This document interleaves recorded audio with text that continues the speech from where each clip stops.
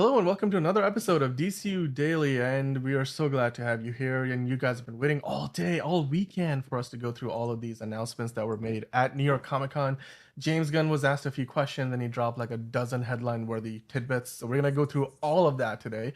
We also have to talk about other announcements that were made at the New York Comic Con, regarding the DC Comics, what new comic book stories are going to be coming out, and what's returning, and where are things going next. And of course, we have to review the Penguin episode 5. We're now in the second half of the season of what is probably, if not definitively, the best show on TV right now. And just when you thought that things were going in one direction, oh boy, they just might be going in a different direction. So we're gonna get into the Penguin episode 5. We're gonna get into the New York Comic Con stuff, and then there's a bunch of other tidbits and little pieces of news from all over the world of DC that we have to dive into. So to do that, as always, I've got with me John. How are you doing today? Yeah, pretty good. I can't wait to talk about the Penguin. Like I'm excited about the Comic Con stuff, obviously, because there's a lot to unpack there. But I'm really excited to talk about the Penguin. But as you said, we got a lot of stuff, and also hi Hugo. I saw your hi, so I'm saying hello. But yeah, Oh, let's hi, get fucking Hugo. into it. Let's get fucking into it. John, Who's who's more more popular, popular, Batman Batman or or Spider-Man? Spider-Man? Oh, ooh. It depends. Just a quick thing I do want to mention is it depends. Like, what are you talking about? Cultural zeitgeist, or are you talking about comic sales? Comic sales is Spider-Man. Cultural zeitgeist, it's Batman. But that's neither here nor there. I mean, they are working on a new movie for both movies. There's 2 Batman movies in the works, and there's at least one Spider-Man. Actually, no, there's technically No, 2 two Spider-Man Spider-Man movies. movies because No, you have no, no, Beyond the you're right. Spider-Verse that's going to come out at Yep. least within the next decade. That's all we know. So. Yeah, that's I think an accurate estimate. I think it's a safe bet that sometime within the next decade there will be another Spider-Man, a Spider-Verse movie, I should say. Anyway, okay. With that out of the way, we're here to talk about DC news, and we're here to talk about more specifically DC at NYCC, because they went through and announced a dozen different things, including, of course, the panel where James Gunn and the entire cast of Creature Commandos was there on Saturday. Jim Lee was had a panel. Peter Safran was there. So we're gonna start off by talking a little bit on the comic book side while you guys trickle into the show here today. DC Vertigo is back, John. The DC Comics is back in the creator-owned business. As a reader of the comics, John, what are your thoughts on DC bringing back the Vertigo brand? It depends, like who they get. Now, it seems like in terms of this, you got James Tinney in the fourth, which Mm-hmm. he was the guy holding down the fort when Tom King was completely destroying Batman canon at that point. So that's pretty good. So as long as they just keep Gerard Way away from fucking Vertigo, and that's all you need to do. Like as long as you do that, they should be Gucci. But it's very exciting because as the guy Louis Zimmerman, he has his Mm-hmm. gigantic comic. It's brought us so many great out there comics that maybe people who are not into superheroes would have seen. I know they tried to do it with Black Label. I know Joe Hill tried to do a bunch of horror comics that were pretty good for half a second, then they kind of just went downhill. But yeah, this is exciting. I do hope that we get it's not just a place to shove Elseworld stories or weirder ideas. I hope that you get stuff like Swamp Thing or maybe The Question, stuff like that can kind of be DC universe, but not totally. But at the same time, do the weirder, do the weird thing, do the weird thing. So just kind of that sort of thing. So I hope that it keeps its roots, but also is willing to try new and weirder things and give us just I don't know, just some DC universe stuff that we saw before, that's kind of superhero stuff, but not really the new weird stuff, and then maybe a combination of both, or really go into horror ideas. I think that could be really fun. But yeah, I think this is a good start. Obviously, they could totally shit the bed. It is DC Comics. They love shitting the bed. I mean, So But I think this is good. I think this is a good Yeah. start, but I obviously mean, we'll have to wait yeah, in terms of the quality of comics. But right. I think it's a good start. Exactly. And when I saw some of the early comments on this post and other posts about it, people were like, this is great. Like, the comment you pointed out, the Sandman, Fables, Lucifer, Preacher, Swamp Thing, Hellblazer. There's so many John Constantine, like there's so many like examples of characters who have become iconic part of the grander DC lore that came from the Vertigo brand. And I would Hmm. love to see, how that now gets, how they can expand that now and go in new directions because one of the best things about comic books in any kind of creative enterprise is new ideas, and DC Vertigo always encouraged new and different ideas based on where you can kind of experiment and do things differently, sort of like Elseworlds, except you really get to do your own thing and bring out new characters that people have not really seen before. So yeah, and Caleb, great comment. The Penguin is getting really really good. Um, But so maybe that's a he spoilery is. comment. That's a Here's spoilery comment. Well, it's Yeah, from last episode, so it's not too bad. yeah. But I will say, we'll get into this more with reviewing the Penguin. But I do want to mention maybe he is, and we're just not seeing it. So, you know. I mean, yeah, exactly. We're gonna get It to it is in the from the movie. Penguin's point of Yeah. view, essentially. It's from Sophia's point of view. And maybe Batman, just being hopefully a better detective than, you what, you didn't pass Spanish? That kind of shit. Um, El Rata, that's what it said. El Rata. It was the worst so Spanish I've ever heard. I can't do the accent. Sorry, can't do the what accent. are you showing me? What are you showing me? What? Anyway, Okay. so yeah, I think maybe he is making moves and they just don't know Yeah. yet because I mean he is a creature of the night. He's a He creature of the is, night. He is the Batman, and shadows. because He's like you vengeance. know what? Maybe he's doing the best job he could possibly do because the villains Hmm. don't know what he's doing and can't see him and doesn't you know they don't know that shit. Yeah. So I'm just saying. No, it's all true.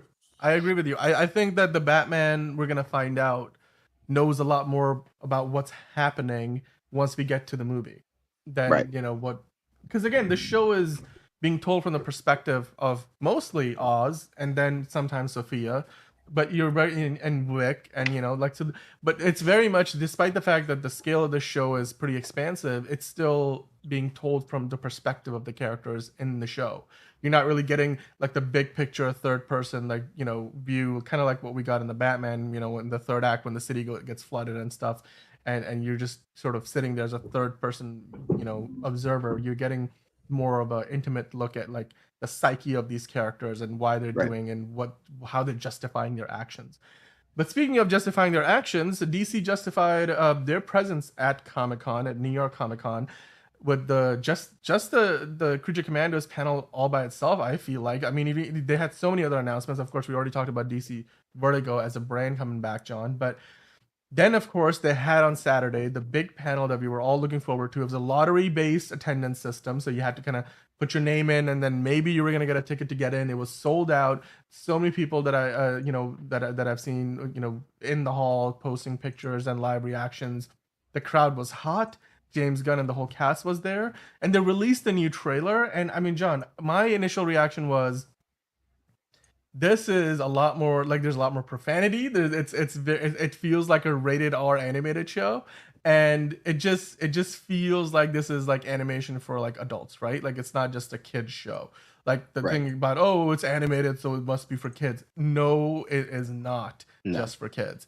And one of the tidbits that I'm going to just point out immediately that James Gunn mentioned, which I love, was again praising Viola Davis as Amanda Waller, because throughout most of the voice acting sessions that they had somebody else or maybe multiple people filling in as temporary voices for Amanda Waller, with when the other actors were kind of doing their bits in the booth, and then they in the end brought Viola Davis in to do her part, and he was like, when she came in and replaced all the temp tracks, it just like brought the character, like, this is exactly why we love working with Viola and how lucky we are, and that James Gunn said she's one of the best actors he has ever worked with, and he's lucky to have her in this show and part of the DCU that now. So, Yeah. but John, what were your thoughts and reactions from this trailer? Like, they give you a sense of what the story is going to be like.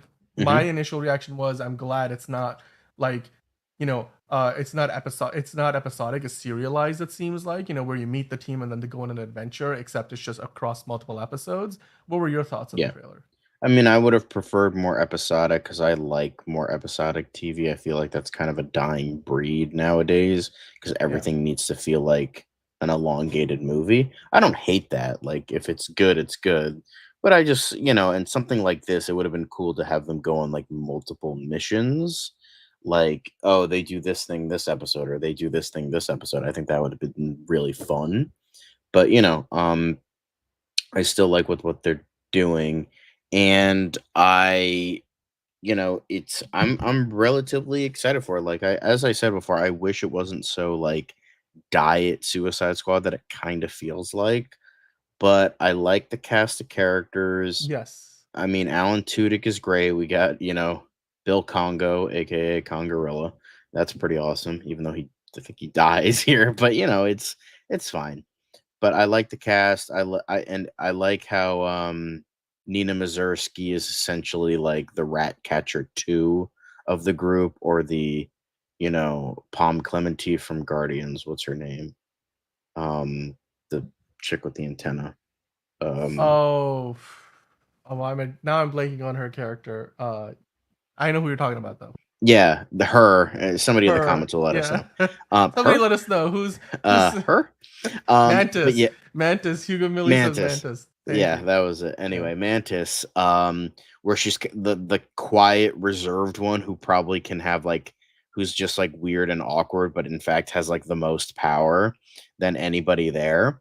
And so I feel like that's the vibe I get from Nina Mazursky's character, which is definitely, um which sorry, I just thought of the thing for the trailer. But yeah, I like that character. I think Zoe Chow voices her, and I think she did like a good job from the trailer. But I also loved like my favorite, I love GI Robot. Like, Sean Gunn is like doing like an actual Mhm. performance. I know everyone's, oh, he fucking, he's getting all his family, and it's like, Yeah. yeah, okay. Fucking Mike Flanagan puts his wife in every one of his movies, and yet he's one of the best directors working today. So shut the fuck up. Anyway, By the way, before you go, I just wanted to kind of interrupt and mention that they did explain that based on the trailer, Viola Davis's Amanda Waller at one point says, so the government said we cannot use humans anymore, so these assholes are not human. Like that's literally her line, yeah, I which to think me they mentioned that infers before. Yeah, that's a direct connection between Suicide Squad and this, right? Because they're like, as a result of the events of the Suicide Squad and Peacemaker, and we'll get to she's more of no that longer. soon, definitely. Yes, we definitely will. And then Hunter, your question about Rupert Thorne we'll get into as well. But sorry, John, go ahead and Yeah, continue. I and just I wanted to I mention loved that. Yeah. Sean Gunn's GI Robot. I like how he like has the perfect like monotone like kind of Yeah. robot feel, but like just enough like emotion where he can like make the character work. Like when he's Hmm. like fucking carrying the, because I guess Nina Mazursky lost her like water helmet And she thing. was a big hit at the panel, and Yeah. apparently, Um, and yeah, yeah. and you have the, what is it, the scalies, not it, which are furries, but for like cold-blooded creatures. Don't ask me Hmm. how I know that, but I love how GI Uh Robot was like huh. carrying the bathtub with Nina Mazursky, and he's like, "Friend Nina." Like, I don't know why, but like every time I watch a trailer, that always makes me. It's like so wholesome and cute, but it's like it also makes me like die laughing. I don't know why, just like that fucking, but and then you also have like the Animals song. I liked that. Like, and again, fits the James Gunn vibe of Very, using old very, school yeah, rock very songs. violent. Very, yeah. Um, oh yeah. So, but I feel like this, hopefully, it will have like more purpose than something like Harley Quinn or The Boys, where it's just violent for, oh hey, look how edgy and cool we are, and this actually serves a point. Hmm. Um, so I like that, and I don't know. I have a strong feeling that like Nina Mazursky and GI Robot are probably going to be my favorite characters, which is saying a lot because I love Alan Tudyk and he's Dr. Phosphorus. So yeah, I'm reasonably excited for this show. Um, I I like Frank Grillo, I like David Harbour, I like all these guys and Yeah, gals, there's and a I bit think of they're a all there's gonna a do a bit of a really good job. bromance between those characters apparently, Yeah, Frankenstein the and vampire chick. yeah. I don't And think there's a oh vampire no, chick. Indira Verma plays the. I think you're talking about The no bride. wait, the bride. She's Right, a Frankenstein's monster. She's the bride of Frankenstein, hence the right. bride. And then the Indira Verma, the actress who plays or voices her character, was not at the panel. She couldn't make it, unfortunately. But she's a big part of the show. Uh, Yeah. Um, I love, oh, where he's like, he's ready to shoot Dr. Phosphorus, and then Frank Grillo's just like, he's not a Nazi GI, yeah, right here. And he's like, oh, and then he fucking cocks his gun yeah. back to his hand. I love Yeah. that. And by the way, they did I mention love the there's a look of bunch of Dr. Phosphorus too. It yeah. looks so good. It looks so cool. Yep. Because it's definitely it's funny because it's like it looks a lot like Blight from Batman Beyond, which took inspiration from Dr. Mhm. Phosphorus. So it like keeps going back and like who what This was is one of Linda? the things they mentioned, by the way, that there were a bunch of Okay. like special cameos and like voice actors, and then Linda Cardellini was one of the names that James Gunn mentioned is going to be cameoing. Who do you think she might be playing, like voicing the character Um of? I think it would be really cool to have her be like I think her name is Dr. Medua, which is based on Medusa. Mhm. Who is in a couple iterations of the Creature Commandos. Um, I think would be, I think she would be good for that. But yeah, or maybe she just has a cameo as one of like the other inmates. One of the two. I would like to see Dr. Medua in there because she was a big part of the Creature Commandos at one point. Um, so I think that could be fun, and I'm relatively excited for this. I still have my skepticism, but it's overall looks like a fun show. And Yeah, less than 2 months, guys, less than like month and a half. pretty much. Uh, Congarilla, try to scrub through the trailer for that one. I mean, the bride right there. that's what you're talking. Yeah, yeah. That's voiced by Indira Varma. She wasn't at the event. Yeah, But yeah. Oh, Caleb mentioning imagine if Linda Cardellini is voicing Velma Dinkley and James Gunn is retroactively making his Scooby Doo movies DCU canon. honestly, I'll fucking take it over fucking the Yeah. god awful Mindy Kaling show. I'll take that. Like Linda Cardellini coming back. Hell yeah, fuck yeah, that would be Yeah. awesome. Although his original Yeah. script for the Scooby Doo movie sounded way more badass. I wish we got that. By the way, Hugo Millie also wants the Robot Man from Doom Patrol to be connected to GI Robot somehow. I would Robot Man. love that personally. I can only I would love that. imagine that if GI Robot makes like if he does show up in live action, he'll look like a skinny version of Robot Man from Doom Patrol. I could definitely see that because it looks like Yeah. they have like that similar material of like the Yeah. kind of rusted copper metal kind of look to it. Mm-hmm. So yeah, this looks like Yeah. fun. Yeah, I think again, that Magical Sky Wizard talking about Indira Verma. I mean, she's done a lot of great stuff, and I've seen her in a bunch of other like I think she's a British actress, and I've seen her in a couple of shows that are on Peacock, but they're like British TV series, like 6-episode miniseries, and she's a fantastic actress. She's been in a bunch of Yeah, stuff. I think I've seen her in a couple Yeah. things. She's kind of just one of those faces where I'm like, I know you, but I don't know what you're from kind of thing. Like she's just been in Hmm. so much. I Yeah. think okay, she was in Last Mission Impossible. So that's Hmm. I've seen her in that, but I definitely saw her like I've seen you before. So it's not just that, but yeah, she's a British actress. She's a very good actress. Yeah.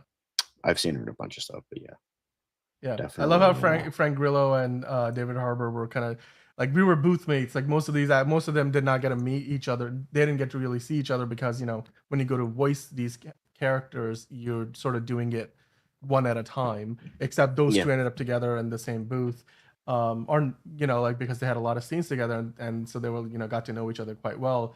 And it's kind of nice that David Harbour, who was in the first Suicide Squad movie, playing some, nondescript, mini little character actor role, is now playing like, a significant character, and his career's taken off, and the new DC world is bringing him along for the ride. They also mentioned that they're going to be bringing a lot of these actors back in some live action stuff. James Gunn hinted at the idea that there's some stuff already in the works. So it's very much going to be the case that these, actors are gonna be playing some of these characters, and even some other characters. He said that some of these actors might be playing other characters in future DCU projects, so not just the ones that are voicing here. Obviously, Sean Gunn is already voicing two characters in the same show, and potentially playing, Maxwell Lord. Not confirmed, but insiders say that he is in Superman. So yeah, so I guess that's precedent's already been set that one actor can play multiple characters in the universe. I mean, it'll be I mean, interesting it to see if helps any that of one them is like cross paths. motion They're capture, one's exactly. not. It's not gonna Yeah. be like he's gonna be looking at himself and gonna be like, "Oh, you look." It won't be one of those Spider-Man situations. Yeah. But anyway, John, let's keep the ball rolling here. There's so much more from this. Of course, James Gunn talking about his take on it.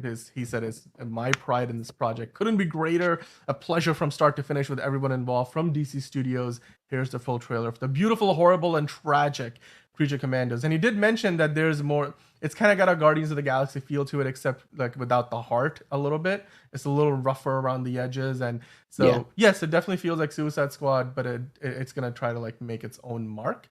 Which, that being said, John, one of the ways in which it's gonna make its own mark is by introducing the character of Rupert Thorne, which he was in the trailer, and then Creature Commandos, of course. Well, James Gunn, I should say, confirmed that Yep. he's going to be played by Benjamin Byron Davis. And Hunter was asking about this earlier. What do you think about this reveal? Because this isn't something that we really knew until this trailer came out. Yeah, I think this is I don't know. I'm not familiar with the actor, but he looks like him. Like if they shaved the beard and maybe like clipped his hair a little bit, we would definitely get that like Rupert Thorne look that they're going for. And Rupert Thorne is one of those characters that's like kind of been on I think he was like really big in like the 70s, maybe the 60s, 70s. So I can because he was definitely one of those like one of the trillions of fucking gangsters that Mm-hmm. Batman fought. Because it wasn't just the Falcones and the Maronis. You had Rupert Thorne, you had um I think Bruno Mannheim was a bat was I think he was mainly Superman, but Batman also fun. Like and yeah, Black Mask is another one that's like kind of Mm-hmm. just a guy, but he just wears a mask Saw him in instead. Birds of Prey. Unfortunately. And so yeah, Rupert Thorne is essentially one of those guys where he's just like a just a gangster kind of character. Um Bigger he was, like, super big, and then he just kinda fell off. He was in, like, some episodes of, I think, the animated series, he was, I think, supposed to be in the one of the early scripts for the first live action Batman movie that eventually became the Tim Burton movie.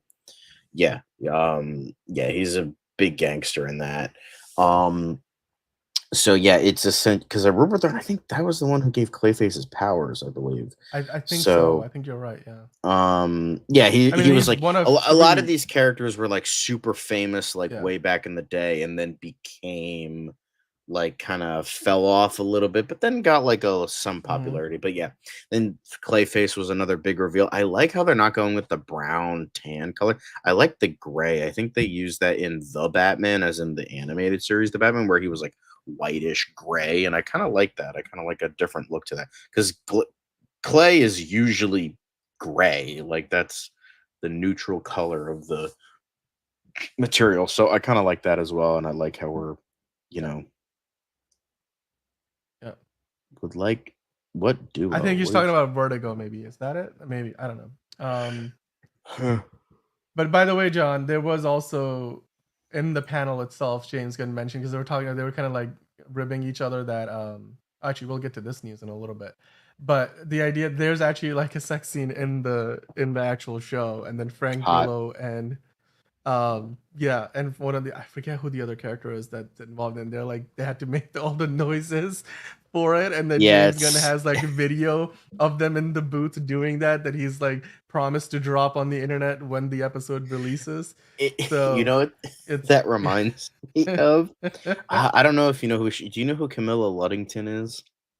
She no. voiced Lara Croft in the reboot series of Tomb Raider. Very good, very Mm-hmm. good actress. But like, yeah, I think she was on like Conan O'Brien or something, where she had to explain where she's like, yeah, it's hard to like get a direction for certain things where you're like, okay, because you have to like do like a voice for every like death scene that there is in the fucking video game, and it's a video game that's like Mm-hmm. 8 to 12 hours of content, so that's a lot. So they're like, okay, here's the concept. Like you're burning alive while falling from a cliff, and then you get stabbed with a spear. Go. And she's like, how the fuck do I make a voice out of that? So it's just like these oddly specific, and it's just the weird things that voice actors have to do. So yeah, it just like that. It just reminded me of that because that's definitely kind of the vibe of like, oh, you have to do like everything, and then it's even more Mm-hmm. awkward when it's just like you're like, yeah, and then just doing that for multiple takes and for a while. So it's just like I can only imagine that James Gunn was fucking like crying with laughter, just like it was like, hey, that's Yeah. what's Yep. done in the show, Yep. but it's like at the same Yep. time, it's like this is fucking ridiculous. Yep. Uh-huh. I'm seeing some new names in the chat, guys. Thanks for joining us. We're gonna get, by the way, if you're clicking on the thumbnail, we're gonna get into James Gunn's, answer about how the DCEU events figure into the DCU. But before we get to that, James Gunn did announce that he's a story consultant on this new Peacemaker spin-off Yep. comic featuring Eagly and Vigilante, which looks fantastic, by the way. I love the artwork already, and I guess maybe even Peacemaker is gonna make an appearance or two in there. It looks so much fun. I just Mhm. wanted to mention that briefly because James Gunn then later on clarified that this comic itself is not part of the DC continuity. It's sort of its own thing. So you can enjoy it, have fun with it, but it's not gonna like the events of the comic are not gonna figure into the larger events Right. of the DCU. But you know what will figure into the DCU is Supergirl. So James Gunn was asked toward the end of the panel after they kind of went into, through all the Creature Commandos stuff, and he was asked about, hey, what's going on with these other projects? Can you give us any updates on Supergirl? And he basically confirmed, so from the horse's mouth now, that Supergirl is going to start filming in the UK in January, which is something we have sort of already known, but now we have heard it directly from James Gunn that Yeah. Supergirl is on its way to production. And I'm gonna clip up his audio because he said it like 5 times, and I want to like have it as an audio thing in our soundboard where he's like, it's another one of those projects that's blessed from the start. And I'm just like, blessed from the start could be like, something that we could just kind of like, I could keep hearing that all day long, hashtag bless up. Like, it's just, he said that about this project from Supergirl. He said that about Lanterns. So, in addition to that, though, he also then said that Millie Alcock recently did a screen test. He didn't mention with which other actor, but with an actor playing the character of Ruthie for Supergirl, which we now, I guess that means Also, that they that character is misspelled in her the name as movie. Molly Alcock. It's Millie Yeah, it's Alcock. Millie Alcock. Sorry, whoever this post is misspelling her name, but the character on the left there, this is Ruthie in the Yeah. Woman of Tomorrow comics. And he again, James Gunn did praise Anna Neguera. He said that she came to them with the idea and then wrote the script pretty quickly after they fell in love with the idea and Hmm. they loved the script and they can't wait to see what this turns into. Another project that's blessed from the start. But this idea Yeah. of Ruthie isn't new because this is months ago. Earlier this year, there was this Q&A thing going on Threads, as James Gunn likes to do, where he was asked, "What other projects are you gearing up for?" And then he smirked at that, and somebody was like, "Huh, let's play a fill in the blank game, Supergirl and." James Gunn said Ruthie. Ruthie, and then of course he follows that up at the panel talking about how there's recently a screen test that he was blown away by. So, John, Yeah. do you have any idea who's going to be playing Ruthie in Supergirl? It's gonna be Glenn Close. Wouldn't that be just perfect for the picture that we see here? Perfect. No, but I don't know. Like I can imagine they're kind of going. That's it's only rumor mill. James Gunn hasn't confirmed it, and he wouldn't. I don't think that's gonna happen. I think we just had the director. I think like James Gunn was probably like, "Hey, Millie Alcock would be amazing." I think they had Craig Gillespie as the director.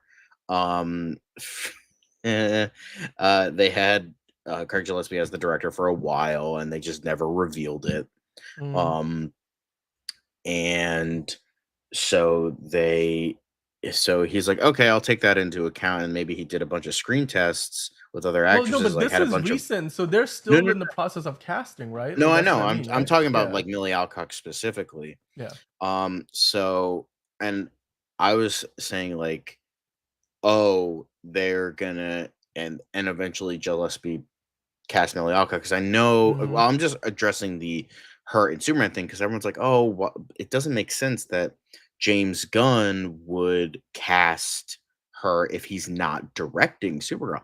I don't think he cast her. I think he made a suggestion. I think Greg Gillespie just kind of followed up on it, and that's why there was like the whole thing with that. So I don't think she's Right. going to be Superman. If she is, I'll eat crow. It's fine, but you know we'll obviously see. But yeah, Ruthie is a character that was in Woman of Tomorrow. That is Zendaya. She's with the Dune. She's with Warner Brothers Dune franchise Dune thing. franchise that would I make don't think could she's work, gonna be could in. work. I understand it would be this. Okay, uh, um, yeah, I would say just get any like Appreciate the relative because humor. she's supposed to be like way younger than Supergirl, and Emilia Alcock is like 18, 19. So I can imagine her. Yeah, essentially, I was just gonna say Ron, an unknown. I think she's supposed to be like 16 or so. So I would just get like an unknown 16-year-old actress, and boom, someone who could be like a just have really good chemistry with Alcock. But yeah, so the thing that like has her take her under wing. So Matthias's Schonartz, I don't remember how to pronounce his name properly. The guy who It's plays the Sean Arts. villain, Sean Arts. Right, right, right, Crumb of right. Yellow, or whatever the fuck his Creme of the character's name. Yellow Hill. Yes. Yeah, that guy. Who So killed he Supergirl's he parents. killed Ruthie's father. So Right. then that causes Supergirl to take in Ruthie under her wing, and then I think Ruthie betrays her like later on in the comic. Spoiler alert, but that is what happens, I believe. So that's definitely you know pro- properly exciting in Right. terms of like the jumps of like because I know Lenny really wanted some Supergirl news. So we're getting some more Supergirl news. I hope There's she's happy. Supergirl news. She's There was probably sleeping right now, but um dude, yeah. she's probably awake. This is her time of day. She gets an early start. By the way, Johnny Dome's studios clarifying his comment from earlier. Um, Okay. I'm not understanding what he means, but I mean you might get I the think there's a gist. character called Duo and he's explaining the I character. see. Okay. Okay. Okay.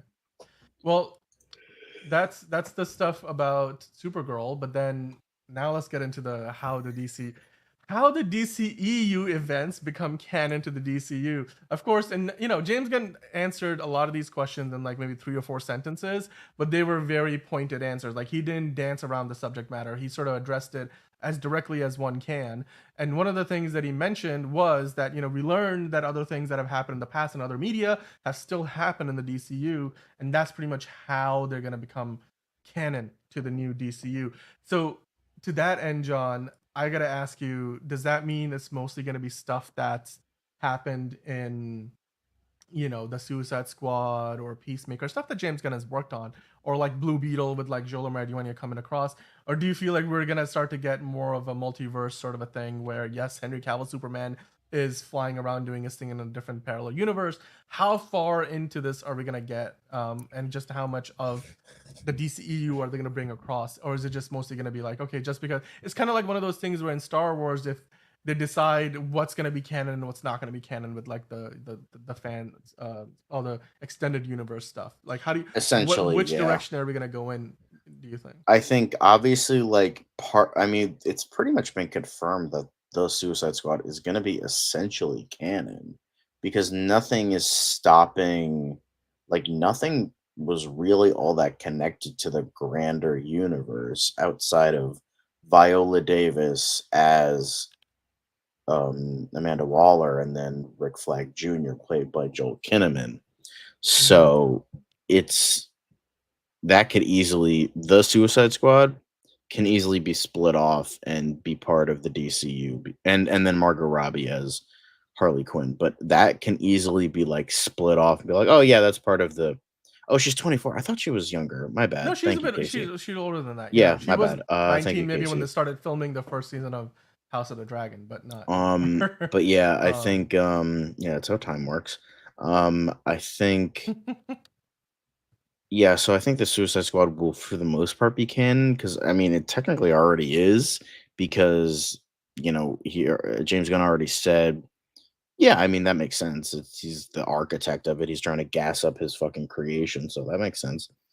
But I think the Suicide Squad will probably be canon. Blue Beetle again was very split off from the rest of it, so that makes sense why that is probably going to be canon as well.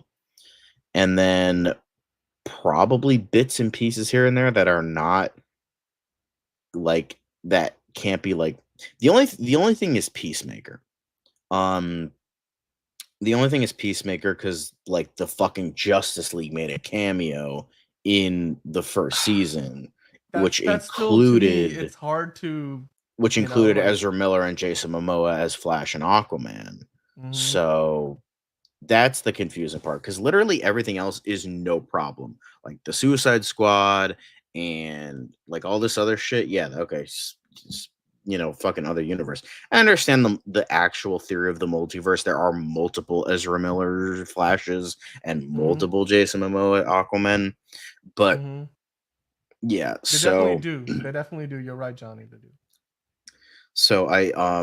I think like it's essentially we're getting like season 1 of Peacemaker, but like Mhm. slightly altered where it's not justice we're not getting the Justice League at the end of the season, but it's pretty much just going to be the same.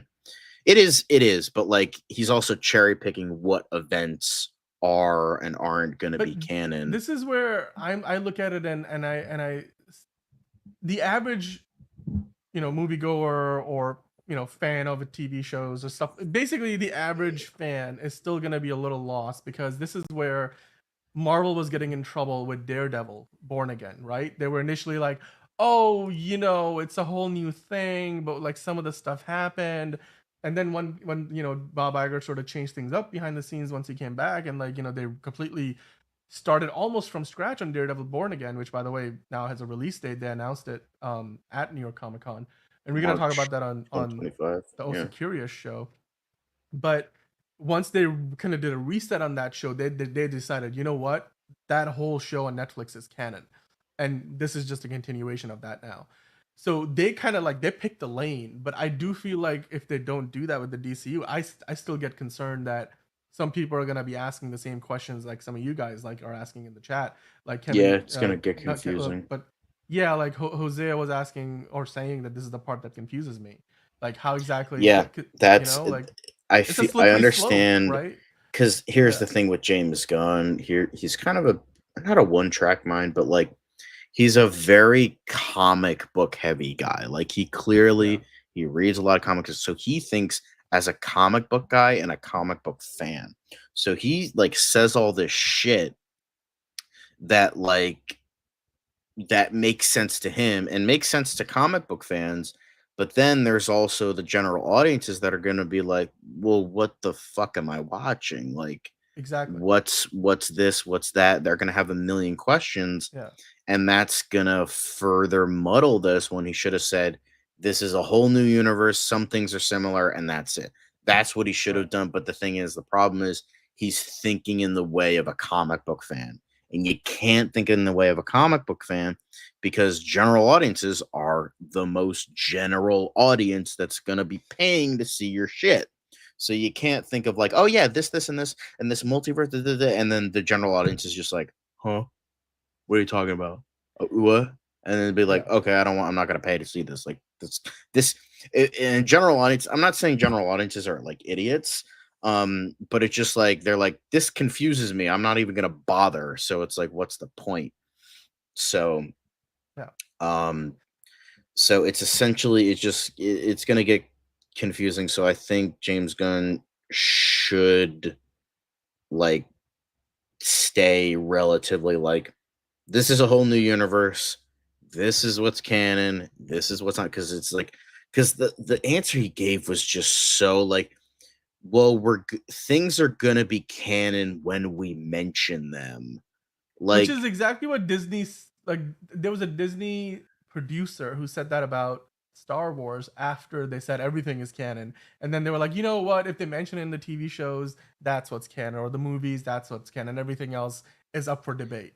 Like I they think so quickly too, Magical pivoted Sky. on But that, right? I meant when like general So audiences see the TV shows and the movies, and they're like, wait, because I mean, people go see movies and they're mhm, not like their memory doesn't completely wipe. They still right, remember previous yeah. movies.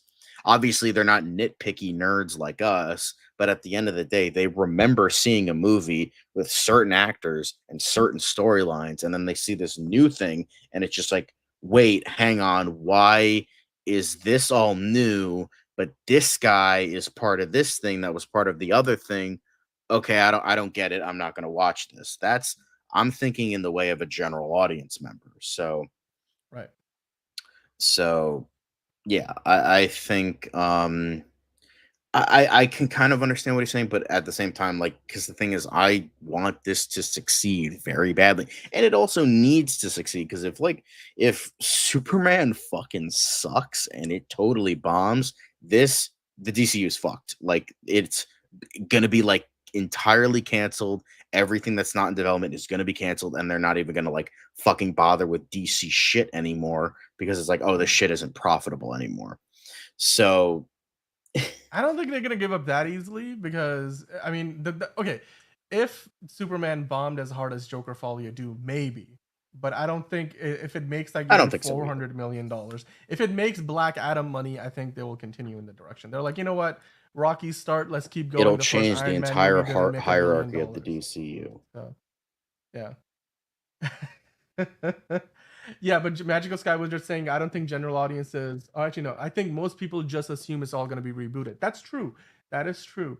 I just think at the end of the day, it's going to be, and it's going to be a little difficult to kind of delineate the two universes, right? Because some people will ask us, because, like, is Henry Cavill's Superman canon to this DCU? Because of course the Suicide Squad is, and that Suicide Squad had, Margot Robbie's Harley Quinn, and Margot Robbie's Harley Quinn was in the first Suicide Squad as well, where the movie clearly starts off with the death of Superman story, the repercussions of that from Batman v Superman, where Henry Cavill plays Superman. And so is Superman still Henry Cavill, or do we have two Supermen in this universe? Somebody could ask that question. One thing James Gunn did say in this panel is that all of these projects are going to be, they're designed to sort of stand on their own, that you don't need to really watch another, like you don't need to have watched the Suicide Squad or And that's a Peacemaker good to thing. understand Creature Commandos. But at the same That's what time, DC was always good at. and I see that, and then also Peacemaker is a Max original, and as is Creature Commandos. So both of those shows are streaming first. They're not like HBO originals, so you can't really watch them on HBO like the Penguin or Lanterns. But so they'll naturally have maybe a smaller audience than Superman will, obviously, like a theatrical film. But at the same Right. time, when they make references, like all of us, are gonna be like Captain America from the first Avengers, like I got that reference, like or I, I'm totally lost for context clues, and I do wonder like that's gonna lead into some confusion, and they could have just avoided that by doing a complete clean slate, but that just seems to be not the direction they're going in, and I guess that's just this further reinforces the idea that they're because in the past we were like maybe their approach is that if we make a reference to it, it's canon. If we don't, it's not.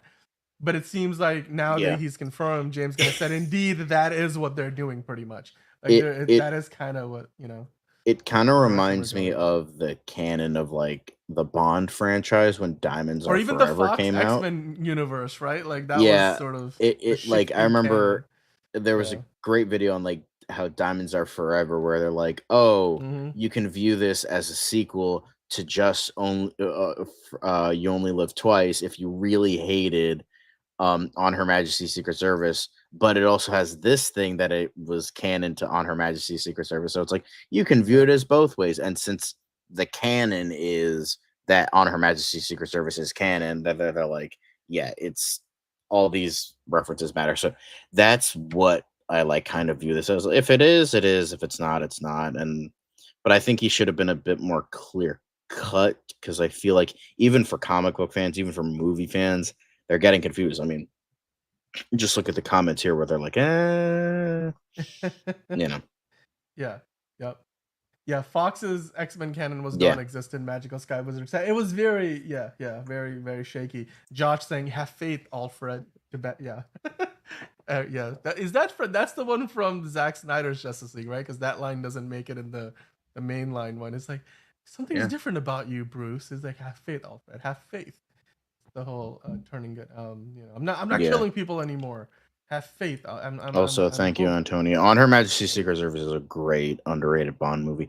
I haven't seen You underrated. Only Live Agreed. Twice, but yeah, On Her Majesty's Yeah. Secret Service. George Lazenby, honestly, not that bad of a Bond. He is the weakest probably out of all the ones I've seen, but like he's not bad. He's actually not half bad. Yeah. So just like a little, I love No, that movie. that's That's a totally great fair. movie.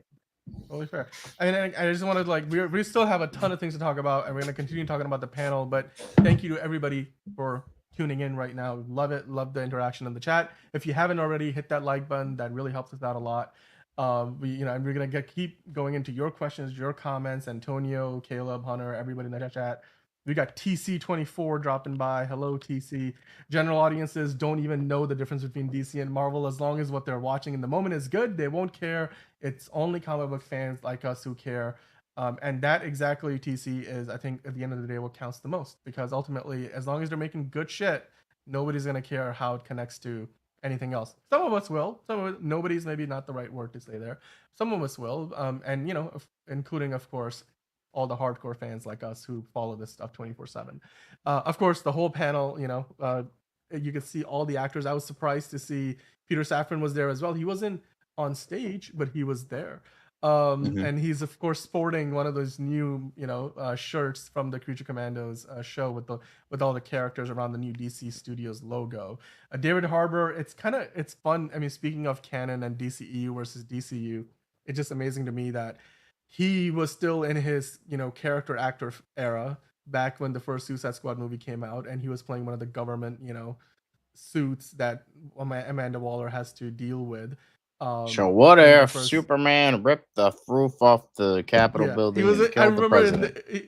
he had a big presence in the first like Comic-Con trailer for that movie. The trailer for the movie that we never got to see, I guess, at the end because they recut it entirely. But anyway, the very Yeah, they dark had a trailer for the fucking first Suicide Squad. trailer company The air recut the cut, entire movie because that makes that we're sense. never. I mean, I don't know if we're ever gonna get that. James Gunn seems to be agreeable to it, but just not in the moment, which makes sense. You don't want to do that while you're trying to set up a new universe. But anyway, I digress. It's just Yeah, great to see that David Harbour went from that to now being back playing a role like Frankenstein and. Or not Frankenstein. Is he playing Frankenstein? Or is he playing Doctor Phosphorus? I forget what's the he's playing character Frankenstein. Alan Tudyk is playing Doctor to Frost. Doctor Phosphorus, and Alan Tudyk is right there. He's right there in the image on the right. He was He there too. looks like he's having a ball. He didn't say much at the panel. Steve G just kept saying, "I'm John Economos. My character does not change. He doesn't do anything. It's great." It's just... And of course, I'm just Sean here so I Gunn and don't get James Gunn. fined. Yeah. Yep. Yep. And then Frank Grillo and James Gunn, of course, have a bit of a bromance themselves going on in real life that they love working together. James Gunn, has waited to work with them for a long time. So the panel was great. You guys can, by the way, I know some of you guys have pointed out, and Caleb especially, the full panel is on YouTube. Go watch it. It's 45 minutes roughly, or like 42 minutes, something like that, depending on which, channel you go check it out from. And I really like how they had the whole panel sort of not just live stream, but you can watch it through Collider, you can watch it through Nerdist, through many like the Screen Rant, and it was done in a way that was like a collaboration, and so it wasn't like you had to only be in the hall because they could only fit so many people in there, and they packed it in. But it was great to see, that everybody else who wasn't there in person could still check it out and listen to it. And there's a lot that they talked about. Of course, we've gone through a bunch of it already. And speaking of a bunch of it, there is more stuff that we're going to get into. Of course, James Gunn mentioning that there's Funko Pops for Creature Commandos that you can get your hands on. I don't know if you're a collector of Funko Pops, John, but James Gunn has them I all. don't like them at So, all. um, it's cute. Again, this is leaning into that first Suicide Squad aesthetic, But the characters are very colorful, so it makes sense, and I like it. Now here's some other stuff. This is something I really want to mention because James Gunn, towards the end of the panel, he was like thanking the fans. So That's awesome. yeah, Yeah, like I and, love and that. like that's like honestly, in like this day and age, that means so fucking much. Yeah, Especially when every other dick cheese and asshole is yeah, like, the fans are actually the reason why all of yeah. my movies and shows and video games are bad. Didn't you know? Mm-hmm. It's not like I can take like accountability for my fucking actions. No, it's all your guys' fault. So the fact that like he actually does go out of Yeah, his way to say like, hey, you guys rule. I love your support. Thank you so much. yeah. That means the It's world yes. nowadays. And This so is and thanks, James Gunn. I appreciate that. Absolutely. And then you guys in the chat have been arguing about like, Kevin Feige versus James Gunn for the last 10 or so minutes. I did want to point out that, Kevin Feige has, of course, built the most successful movie franchise in the history of Hollywood uh, ever. Like, and I don't know if anybody's ever going to get close. James Gunn will certainly give it the old college try. But the one thing that I appreciate about James Gunn, as opposed to Kevin Feige is a very reserved person. Like you can tell when he's doing his press appearances, he's not the most outgoing. He's very Like socially honestly, awkward. exactly. Like if his default mode, if he didn't have to be there as like the big honcho that's in charge of everything at Marvel, he would probably not be there. Like if he could hide behind his office, I'm not I mean, that's what saying this essentially on his Peter behalf. Safran is. Exactly. Like Peter Safran was there, he was not on stage. But this is what I like about what they've done here is because they've split the role a little bit. Because with Kevin Feige, he's got like his whole leadership team around him that do a lot of what James Gunn and Peter Safran do. But he ends up like showing up and making appearances a lot, and he's gotten better. But he's still like, you could tell he's more introverted. James Gunn, on the other hand, is very much this Hey thanking the there. fans. Yes, he is very much able to be that the face of the brand in a way that, and I think because they split the roles with Peter Safran doing a lot more of the logistics of what it takes to make all this work, James Gunn can be the creative voice and then just again the face of the brand. I think from again, I'm not gonna say this is all David Zaslav, but he was the one who signed off on it, so he gets to take credit for it too. I think this was one of his better decisions as the CEO It's of Warner probably his Brothers only good Discovery. decision, in all honesty. We'll get to see. I mean, they're working on a new Harry Potter series that has Yeah, got some of and the they best already showrunners in the hired game. So douchebags who haven't read the yeah, fucking book series and are going in a more creative direction. That makes that piece of shit show dead on arrival. So, literally, the only thing people wanted from that show, more accuracy due to it being a TV series with longer shit. So, congrats, you played yourself. You shot yeah. yourself in the foot. Nobody's gonna fucking watch the show now. But look, at the end of the day, this panel was It was great. great. I listened to it for 40 minutes and I was like, oh my god, it's already over. Like I could rewind it back and listen to it again, and it didn't bore me at any point. They gave us so much information about the show itself. Of course, the trailer was very enlightening in terms of what this Creature Commandos show is gonna be like. Mhm. And then James Gunn spending the last like 5 or 10 minutes answering all these questions about other projects. Like again, he also talked about, we haven't mentioned this, we will get into it later, about Lanterns, about Aaron Pierre and Kyle Chandler, and what he again elaborated why they went with Aaron Pierre, because actually he said, little known thing, at one point Aaron Pierre was supposed to play the character what's the Superman character, Adam Warlock. He was supposed to play Aaron Pierre at one point, was almost Adam Warlock in Guardians of the Galaxy Volume 3 with James Gunn, which was a nugget that he just casually dropped. And then he went on to say that Lanterns is another one of those projects that has been blessed from the start, and that he's so excited to see that all the You got to casting get done. that And on your yeah, soundboard, my guy.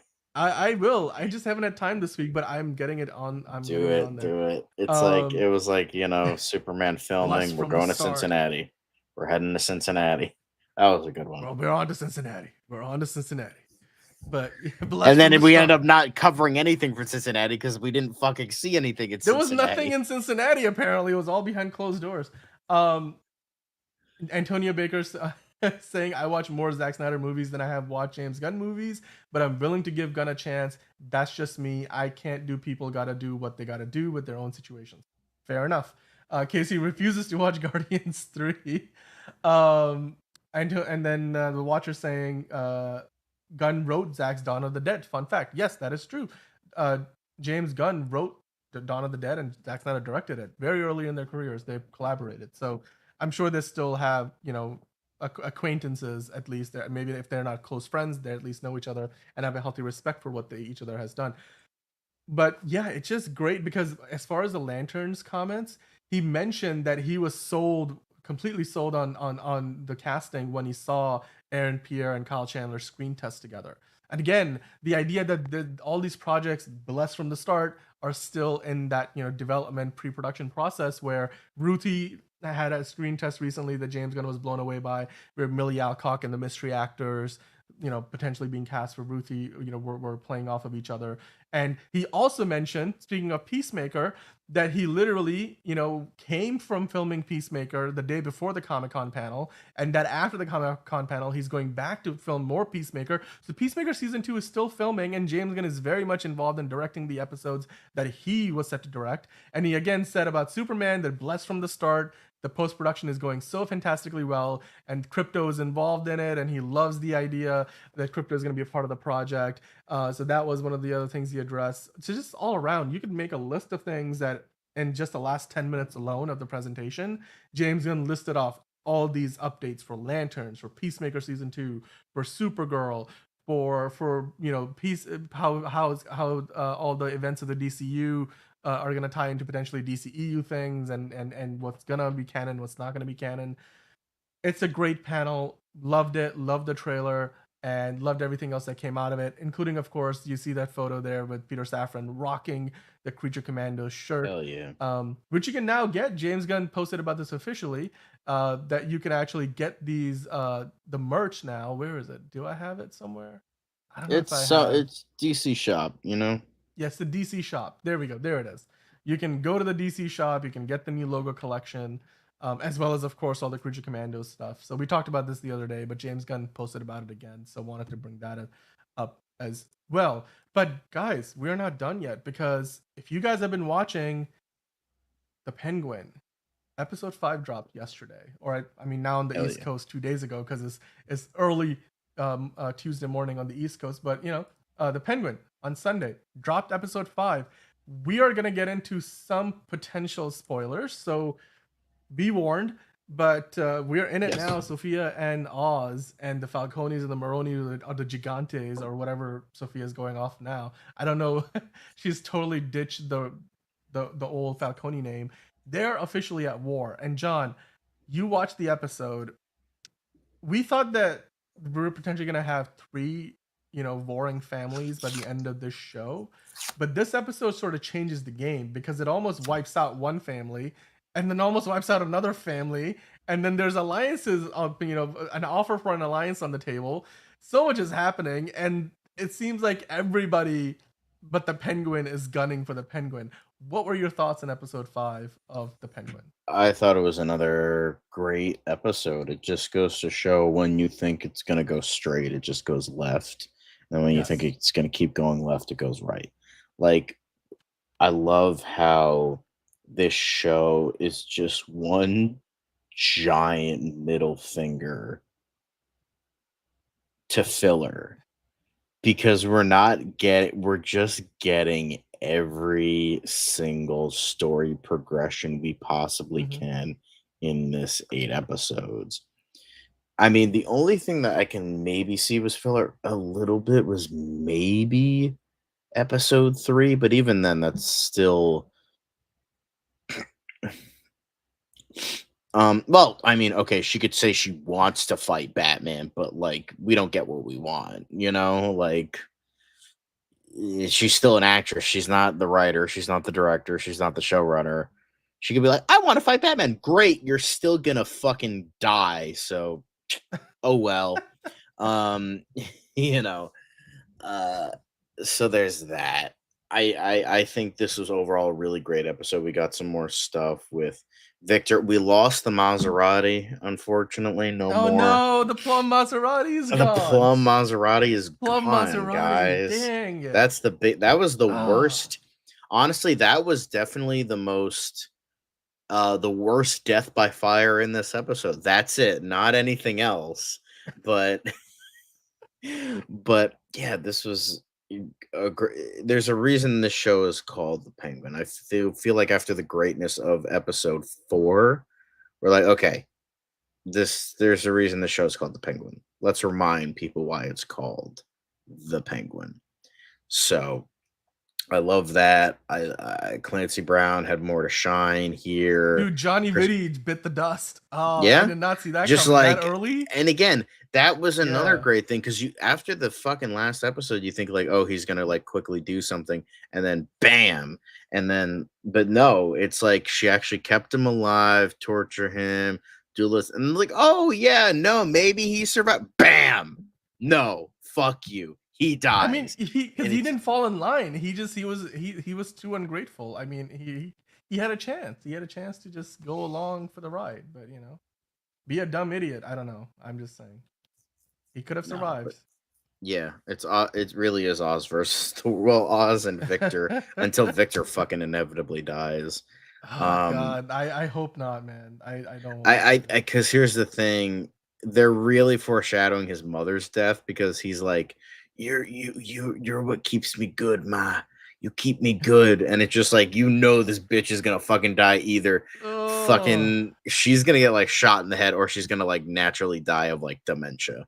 One of the two, take your pick. But like when she dies, we're gonna unlock a certain penguin that we haven't even been close to being seen yet. Um, I mean, um, Caleb seems to think this is not going in a good direction. I even don't. though this is like considered Dude, like it's a one of the TV show. It doesn't need to make like that. I mean, it's a totally different like calculus for how this works. yeah, Plus, it it's still on makes Max, money just and because they it's a have TV ads show. It on doesn't. Max. Yeah, Yeah, it's on Max. You have the subscriber base for Max. You still pay a premium for HBO for yeah. HBO. So like you're still like paying for shit. It's just like, and the viewer numbers, it's like there's a whole mess of different things for television. It's not um yeah. So I think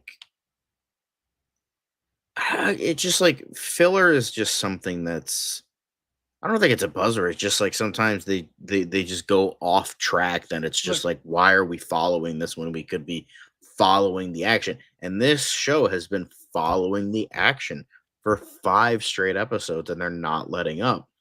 So I loved the progression here. I loved, all the twists and turns, like when he burn the spaghetti. But like when what was his name? Tig, Tar, whatever the fuck, the Maroney son. And then mhm. he's like, once I saw him dripping with stuff, and I'm like, oh, I immediately, I'm like, oh, I know what you're doing, Oz. I know what you're Mhm. fucking doing, you fucking maniac. I was just like, what else would he be fucking dripping with? And then it just like just slowly crawling to his mommy, and then it just like embrace, and then I'm like, yeah, that's the way to go, man. That's just like Oh yeah, bam, yeah. immediately, just get that bam, and just like drop that shit, and just whoosh, just you know, Yeah. just By the way, great Caleb was talking stuff. about the Harry Potter series. I just wanted to Oh, okay. clarified. He's talking Okay, about my the bad. series versus doing sequels, which is a whole different conversation. We'll get into that on the Also Curious show. But see your point, Caleb. Yeah. See your point. But no, yes, it's oh my god, dude. Okay, so let's talk about it. All right, spoilers. We're gonna get into that more directly now. Sorry, The but I just got Falcon. so excited about that. No, I know. Great comment from the Watcher too. Um, okay, so there was several really big things that happened in this episode. We thought this Mhm. gang war was only just getting started, but things are moving really, really fast because in this Yeah. episode, like in the last episode, the Falcones get wiped out Yeah. by Sophia, and now she's like adapting a different name. She's like the Falcones are gone. That legacy is behind us. This is a new family, and give me a bowl of spaghetti. Perfect, Ma, perfect. give me a bowl of spaghetti. Nobody touching my spaghetti. Ma, give me some spicy meat. Sorry. No, this is DCU Daily. This is DC Daily. Also curious. Well, the channel is also curious, but the also curious show is on Wednesday. We're gonna have Angelina That's like on. We're news, gonna talk about that. movies, other News, stuff, movies. plus We'll talk DCU about it. Daily. So. Plus DC, exactly. So, but yes, in this episode, John. No now that the spaghetti for Falcones are Penguin. gone. In this episode, the Maroni family gets almost freaking wiped out because the Penguin was not kidding.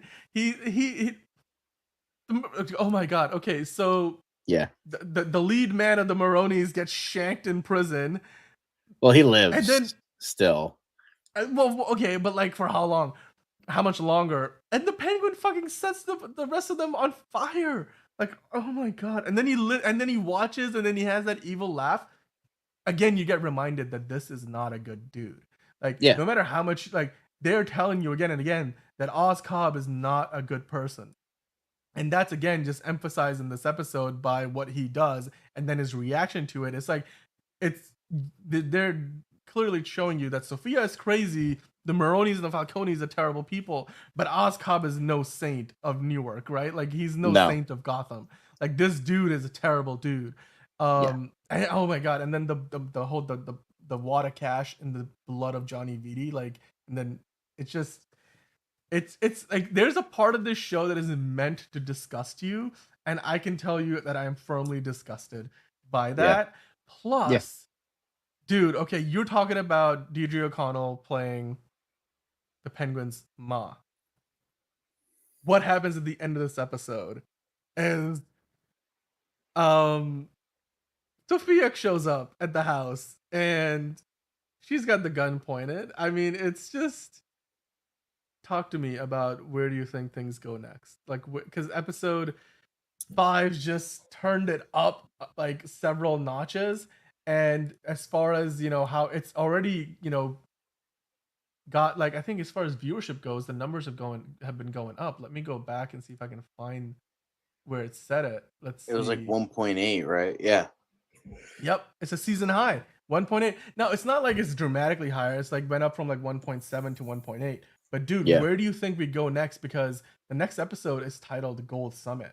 Like, Sophia Falcone just went for the jugular. Not only did she offer to an alliance with the Maronis, who are now completely wrecked by the Penguin, but they're like, you know what? The enemy of my enemy is my friend. The Falcones are gone. The Maronis are in shambles. Let's kind of, join forces and go take out the Penguin. Like, what are you expecting to happen next? There's 3 episodes left. I thought I would give like, oh yeah, maybe, this, but honestly, I have no fucking clue. Like, you think like, oh, 8 episodes, I could see a throw. Honestly, I don't even fucking know. Once, like after like episode 3, I was like, I have no fucking clue where the show is going. I don't know. Like, anyway, but it's just like I have no fucking clue where this show is going, and that's a good thing. Trust me, that's a good thing. Like I could like make a prediction that like, oh, this is what happens to Sophia, this is what happens to Maroni, this is what happens to Penguin, but like I am probably gonna fucking be wrong. What is this, Rata and Lata or something, man? But it just. What are you showing me? Come on. What are you showing me? What are you showing me? Anyway, yeah, it's just like I have no fucking idea where this goddamn shit's going, and I'm happy about that. Like, I thought it was like gonna like Alberto's death was gonna matter. No, that shit doesn't fucking matter anymore. She's like, no, I'm just gonna fucking kill this guy. Past it? Oh my god. We're like that doesn't. I thought that was gonna matter more, but no, she's like, I'm gonna fucking kill him because he's a sack of shit. And she thinks he set him. I still don't think Penguin set her up. I think he told Carmine about, like her talking to the police, but that's it. But then like Carmine did everything else. But I think that doesn't even fucking matter anymore. Although I will say I didn't want to make this joke, because I always like to make this joke, and thank Dan Povenmire for making this joke initially. But if I had a nickel for every role Theo Rossi played where he eventually became the right-hand man of a lady who killed a mob boss of a family to become said mob boss, I'd have 2 nickels, which isn't a lot, but it's weird that it happened twice. So, I'm just saying the man knows his, you know, crime shit, I guess. Uh-huh. Yep. Like, I'm really curious with how he definitely plays a role in it because he's like, this guy is clearly not just, he's not just like some psychiatrist. He's like a force. I feel like he's gonna be like a force to be reckoned with. He's not gonna sit idly by. I don't think he's too um I don't think he's too like, like, oh, just like whispering in her ear, devil on her shoulder. No, none of that shit. I think like we're definitely gonna see some big moves from him. I don't know if it's Yeah. actually gonna be Hugo Strange. It would be cool if he was. I think it'd be way fucking cooler. I think it would be way more awesome to like. I don't know how they're gonna do this because I mean he has a name that's an original character. We could just be like totally spewing bullshit, and Matt Reeves is just like, no, he's just an original character. Fuck off. All right. But Yeah. I think like if they were to change him into like a actual established character, if they do, if they don't, that's okay. Like I'm sure like Theo Rossi's been giving a great performance so far, and I'm excited for what he has with Sophia in the future. But if he does become an established character, like can see Hugo Strange, especially with his ties to Arkham, but I could also see Black Mask a little bit, and I think he would fit that mold a little bit better than um Black Mask, a little bit, because like sure he's got that like psychiatry which fits with Hugo Strange, but like with the mob thing and that he's going like full force with what Sophia wants, I could feel like him like becoming like that character a little bit. Maybe not like actually Black Mass, not because like it's Roman Sionis, but like I could like kind of see that vibe from him. Maybe like he'll be a mix of several characters and he'll just be like kind of adapted. So obviously we'll have to see, but I think that that could be like kind of like a Black Mask esque character for him, or like just a Hugo Strange esque character. Not exactly being those characters, but like something along those lines and being inspiration from many different origins, and then we'll just, you know. I don't think I so. I think that would be kind of lame, in all honesty. I just think there's gonna be some kind of tragic cautionary tale for some of these characters, right? Already, like so many. I will say though that the amount of people that are constantly being written off the show each and every week, I wonder how many are gonna still make it by the end of the show, because at this rate, like the mortality rate of this show is really high. Like it's like every episode now somebody is getting killed off. It's just, or multiple characters getting killed off. I still can't believe that the entire Falcone family is gone by the time we got to just episode 5. Yeah. But dude, like the next episode is called let's see, where is it? Here. The next episode is called Gold Summit. Hmm. So somebody's going for broke here. And it would mean we're now going to be heading, like you said, if it's a 3-act structure, episode 6 marks the end of the second act, right? So or we're kind of transitioning into that third act. So, and things have picked up so much already that it would be natural to see, now this next episode. And I to me, I'm like, how do they top what they've already done, right? Like, where do we go next? Like, okay, and you're saying maybe the penguin's mother bites the dust. I'm like, those are some core characters that we have so far protected, but is that where we're headed? Like, I wonder if that's where we're headed, because Wick is fine now. You can tell Wick is also firmly entrenched in this. He's no longer just a kid who was stealing the rims from Oscop's now Hmm. defunct car. The plum Maserati. R.I.P. R.I.P. But Wick is now like, he's throwing down. He's throwing hands. He's into this shit. He's like, he's fully bought into the all the bullshit that the Penguin has been feeding him so far. I mean, and yeah, he could be a tragic, tale by the end of the show too. But we're looking forward to episode 6. Let us know in the comments what you guys think. It's gonna be amazing. This show is now just up and up and up. There's just no going back. Like it's like the horses are out of the stable. Like, they're gonna run the course and they're gonna get there. And they're moving about as fast as the Kentucky Derby does. So I'm excited to see where things are going from here. Yeah. But John, we do have a few other small tidbits to get into, and then we have your comments to get into. So let's do that now. At New York Comic Con, they made some other announcements. The Absolute series of comics, some of you guys are loving it. I haven't really had a chance to read into a ton of it. I personally really love the Wonder Woman artwork, but now we have this new Martian Manhunter, Absolute Martian Manhunter. I don't know how this works. That does not look like any variation of the Martian Manhunter I can relate to. But what do you think, John, about this particular I could character see now what in the they're Absolute going series? for, like with the rainbow. It's like, oh, it's like Yeah, shapeshifter. He has everything because he's like, he has that ability. So it definitely seems like a kind of like a 50s, 70s vibe, a little bit of this character. So it looks interesting. Like, I'm probably not going to read the absolute line. It just seems kind of, it just seems kind of a little bit too edgy for me. Like it's like kind of into that vein. I'm not really into that much, but I'm sure it'll be fine for the people that are gonna, watch and or not watch, read it. Sorry, who's gonna read it? And good on them. I'm not really all that interested. So we'll see. But yeah, it looks kind of cool. yeah. I like how different it looks. Yeah, I mean, look, objectively, it's good, but I don't know. I'm not. I love. I'm a little protective of Martian Manhunter myself because I think he's very underrated. But speaking of the Batman, Jim Lee announced that Hush is returning in the comics in a new series of Batman comics. John, what do you think Yeah, I heard about that more of too. the He's not Hush? actually from Mars. Yes, I do remember. Kind of again feeding into that kind of 50s like vibe of Yeah, like Detective Martian Manhunter. an experiment gone wrong type of thing. Mm. But yeah, Hush is back. I couldn't care less. It's Hush. At a Who time gives a when fuck people about are Hush? speculating that Hush might be in the new Batman sequel, you don't think that it's timely that they bring him back in the comics? Or do you think that's tied together at all? Like, is that a coincidence? I mean,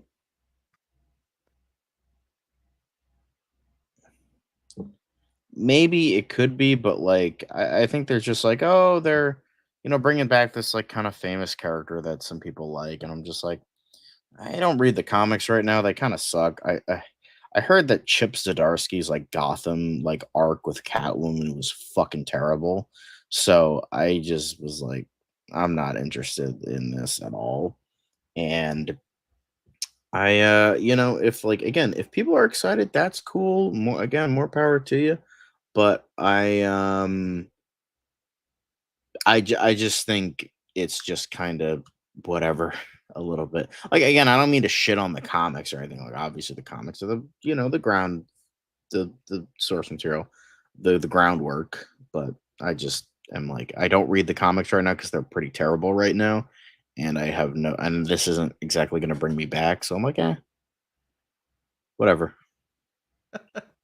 I don't think John is convinced, guys. But speaking of other comic news from New York Comic Con, Aquaman is getting a new comic. The King is back. Long live the King. The Aquaman returns in a new ongoing series by Space Kicker and the art of John Timms, debuting January 8th, 2025. And they're going back to the more traditional artwork for like, again, you're getting more of the a Caucasian Aquaman back. It's less But he so does have a inspired by the. beard. He does still have a beard, but he's more going for the blonde look, less of a Jason Momoa artwork. What do you think about this? Do you think Aquaman is gonna pick up because they are potentially gonna have a new Aquaman in the DCU, um, and I wonder if that's gonna take inspiration more from like what we got in the DCEU, or do you think they're gonna go in a new direction? Are you interested at all in a new Aquaman comic?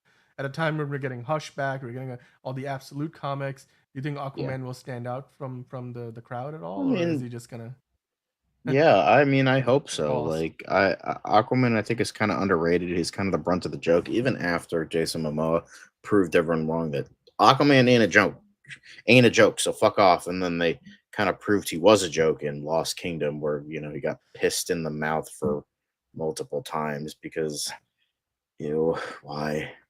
Um, okay, that doesn't fucking mean anything. Like, oh, fire and ice. Yeah, fire and ice would be cool. But like he gave a heart to it. Like, okay, he's also like given like hearts to other shit that oh, we're gonna get like George Clooney as Batman. He could fucking like Yeah. heart that. So it's like, all right. So is I mean, we Suicide did Squad get George movie? Clooney as I love. Bruce So Wayne. is Suicide Squad movie is Kenyan? I like how you put the little Okay. the squiggly on the end. No, I know it's fine. I don't mean to make Yeah. fun of you. I know if like I don't mean to make fun if your English is not your first language. I'm not making. I just like how you accidentally press the N. So but yeah, he don't make sense, bro. James Gunn needs to break it down. Bet. Like honestly, kind of agree because it's just like yeah, I think he just made it even more confusing when before it wasn't at all confusing. It's like some things are going to be canon, some things aren't. Oh well. And now he's just like, and then he just made it way more confusing. So it's just like, bro, I don't know what you're doing, man. Um, no, they're not. Cavill and Affleck are not canon. No, clearly Cavill isn't because we have David Cornsweet. So, Yeah. and whoever they get for Brave and the Bold. So, Yeah, it's oh, definitely not gonna be Ben Affleck, even though he would fit the description of like the more slightly older Batman, which is exactly what Zack Snyder had gone for, except in a much darker sense.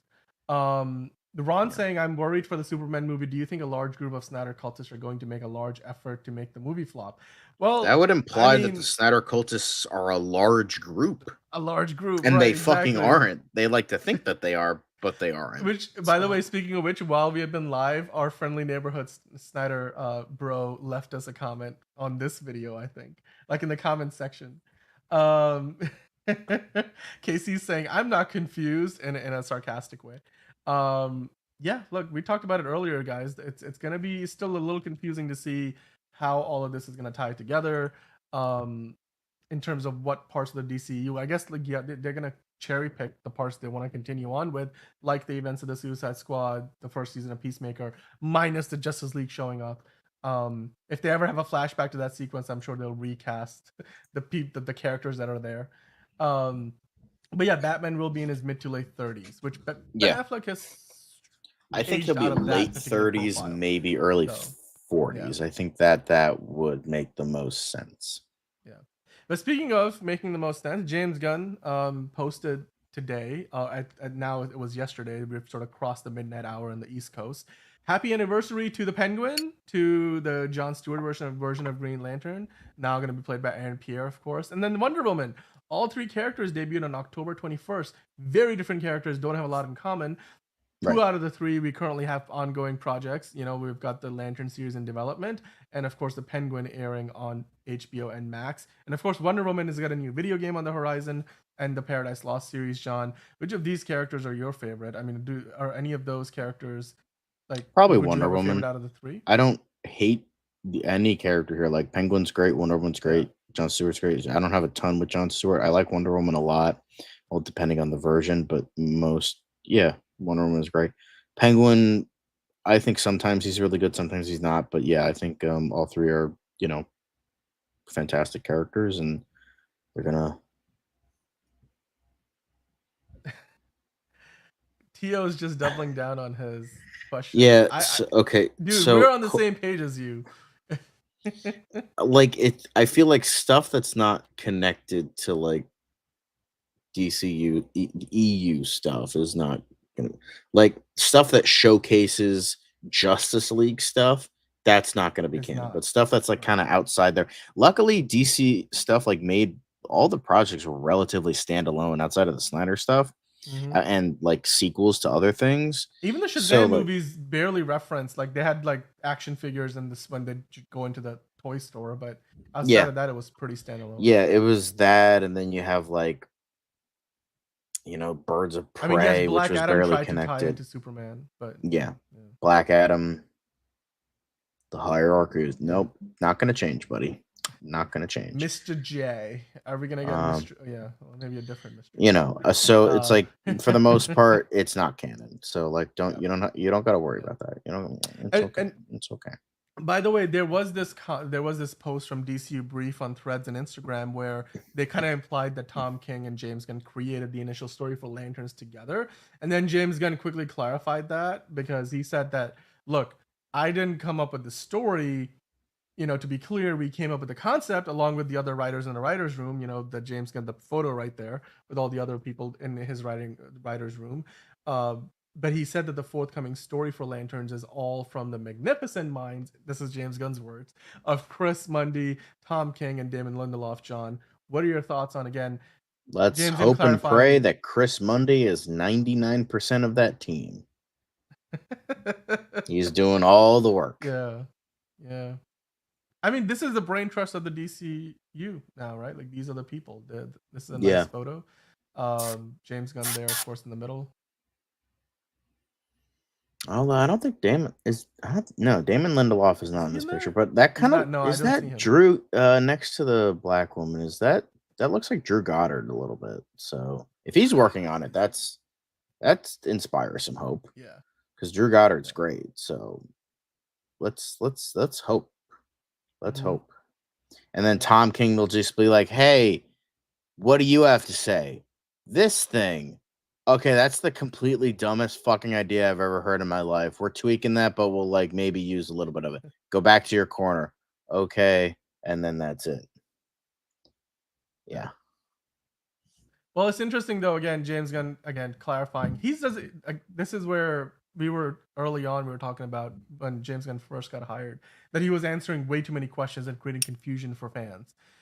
But he's continued to do that, but now he's addressing some of these things more directly and head on, like all the questions he was asked at New York Comic Con. It's still a little bit of, what's canon, what's not canon, it still comes up. But I feel like that's something he can't really, it's just his approach is going to lean into the idea of some things will be canon, some will not. So you can't really work your way around that. But I do appreciate that he's continuing to now. I'd like to see that, Casey. Send me a link. Love to read it. Yeah. I think Casey the other day was like, well, why don't you write your own story? He's like, bet I'm writing a comic book. So good on you, Casey. Love it. Yeah.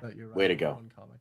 I think that's all we can do. We can all go out there and work on the stuff that we're passionate about, and we're all allowed to tell our own stories. I mean, there's another like Batman fan film out there that I've been seeing on social media that's on its way. So probably Bat in the Sun. Those guys are pretty good. I wasn't a big fan of that. That was just too dialogue heavy. I'm like, you'd really try.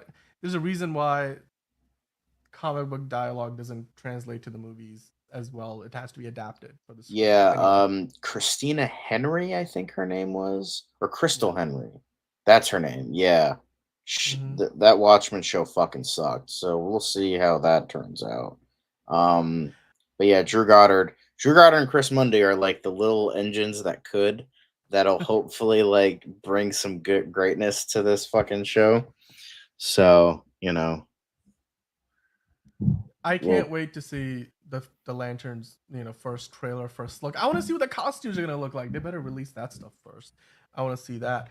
And then, as far as where DC goes from here, we know that there's CCXP coming up, and then at CCXP, they will have a presence of some kind.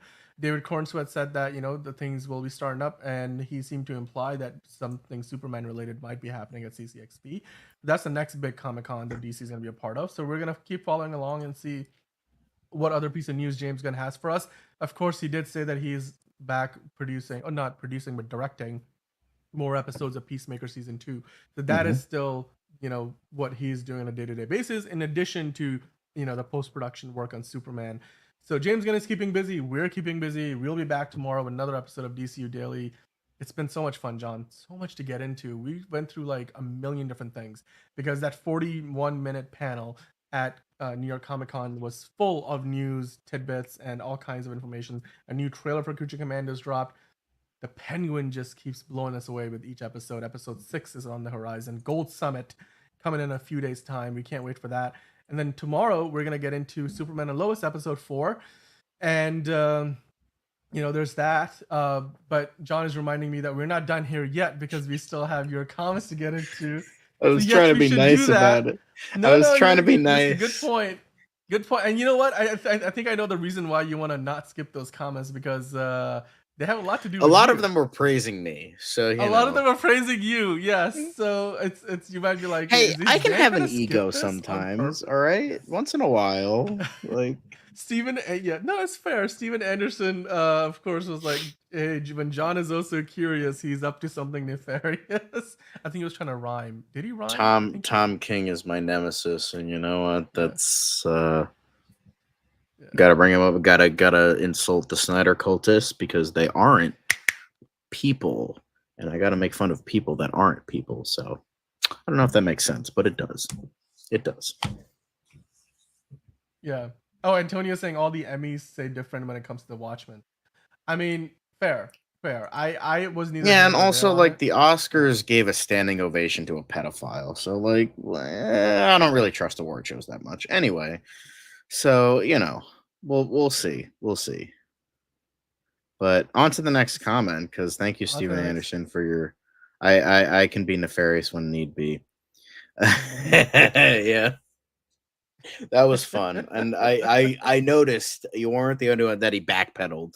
He was like, "Yeah, no, I didn't mean it like that." I'm like, all right, yeah, sure, you didn't. Like, all right, just like Yeah, and I you like went I was like off. trying to be nice, but at the same time, it's like you're backpedaling majorly. It's like, Mm-hmm. okay, Mm-hmm. so Mm-hmm. Yep. Was that man? Who was that? I forget the name of I don't you know, even we love remember. the comments. He was But so unmemorable to me. the Watcher saying the Oscars and the Emmys mean nothing to me. I love the Superman suit. I think it's the best one to date. I do like. I've fallen in love with the new Superman suit. I still love the Henry Yeah, Cavill suit too, but I'm liking it. I want to see how it looks in the actual movie itself.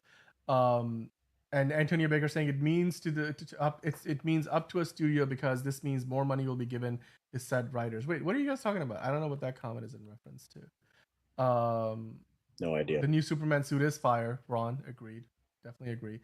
By the way, guys, there's like so many of you watching, but you guys gotta hit the like button. Help us out. Like that really helps us Yeah, out. yeah. Where's the It's just likes, one like, guys? helps us out. Hit the like button. Doesn't you don't have Here's to the pay other. for it? It's completely free. But here's the other comment. Buster Barnes, I don't know if you were in the chat today, but you were checking out the last episode and you dropped in this comment over the weekend. I mean, we talked about Creature Commandos for so long today, and we love the trailer. It looks amazing, and you mentioned as much saying that the trailer was awesome. And I'm glad Gunn referenced the canon and made it clear that anything referenced in these shows regarding the old universe will be considered canon. I still think some people are getting confused. Yep, the show today is an example. It goes to show you exactly that. Um, but like you said, Buster, I still think some people are getting confused, thinking they may reference things from Man of Steel or Justice League, etc. But I'm 99% confident that the only projects from the DCEU that will be relevant to the DCU are the projects Gunn directed and maybe Blue Beetle. This is what I was talking about earlier. I Mm-hmm. don't think any of this will be as confusing as people say. Also, if people can enjoy Deadpool and Wolverine having not seen any Fox X-Men movies, then it won't matter that much. Quality and marketing will be the most important things. Also, regarding Lanterns, they said it will be grounded. I'm fine with this, but I hope it's not too grounded. Yeah, Yeah, I agree with all of what you just said there, Buster. I think that's a great full circle comment of what we've been talking about the whole show about what's canon, what's not canon, and of course what's going on with Lanterns, and of course also the Creature Commandos trailer. Buster's always coming in with the great comments. Love it, love it, love it, love it. Yeah, Antonio, let's get those likes up. Thank you. Thanks for cheering us on in the chat. You guys are having a conversation in the chat about the Dark Knight. Oh, the Batman. Okay, favorite DC movies. I think for me, the Dark Knight is still the best comic book movie ever made. fucking normie. Mine is Batman 66. No, Dude, I'm just kidding. normal. Okay, I see how it I is. would say it's probably Shazam.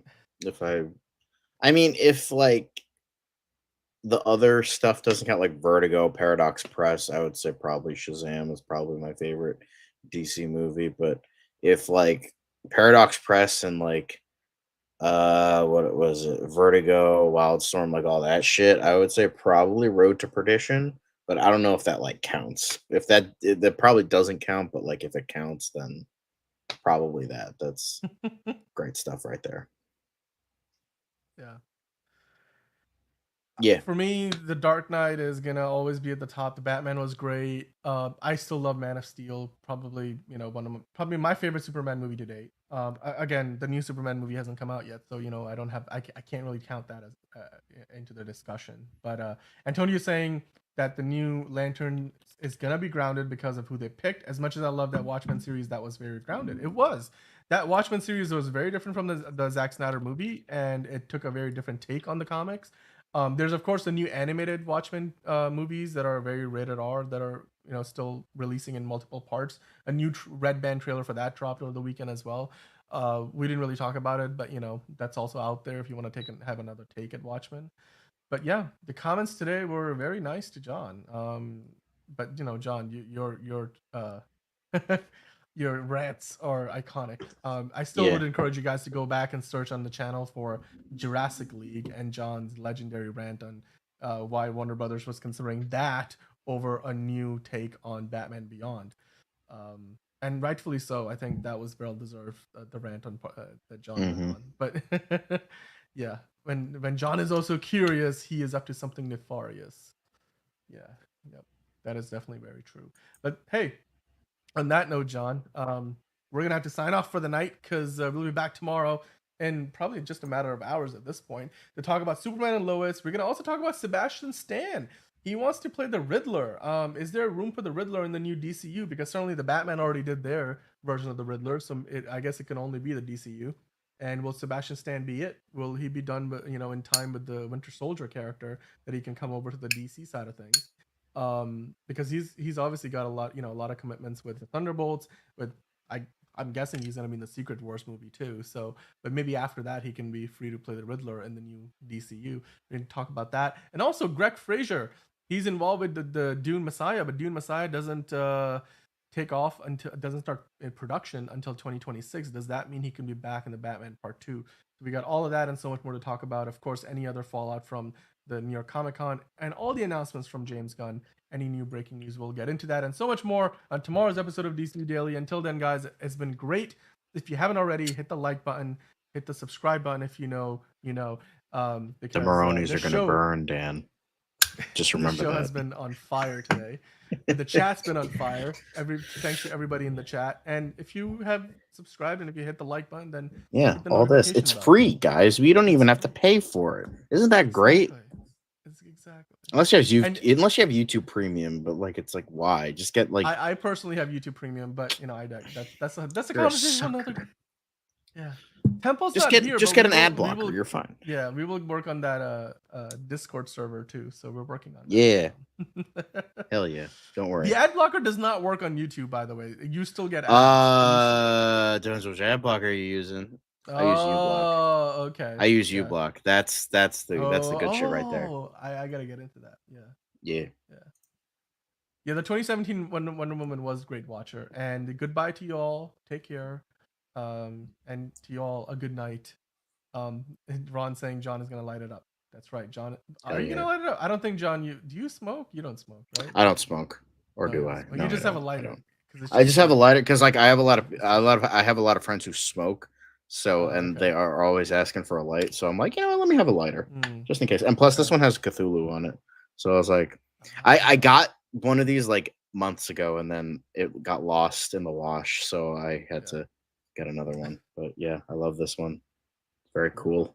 That looked nice. Yeah. And on that note, we'll see you on the next episode of DCU Daily.